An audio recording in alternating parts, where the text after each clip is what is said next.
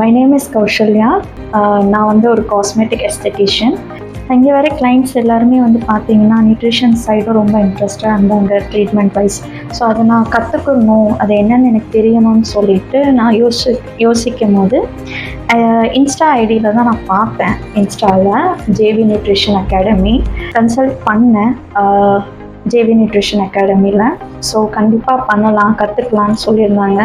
அது வந்து online classes தான் எனக்கு போணுச்சு.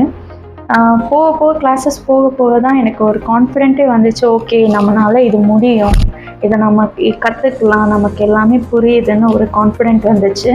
அண்ட் சார் ஒரு விஷயமும் டாக்டர் சுரேந்திரன் சார், அவர் ஒரு விஷயத்தையும் வந்து எந்த ஒரு டவுட் இருந்தாலும் ரிப்பீட்டடாக நமக்கு வந்து கிளியர் பண்ணுவார். அண்ட் இப்போ இவ்வளோ கான்ஃபிடென்ட்டாக இருக்கேன், ஒரு பேஷண்ட் என்னால் ஒரு டயட் சார்ட் செஞ்சு கொடுக்க முடியும்.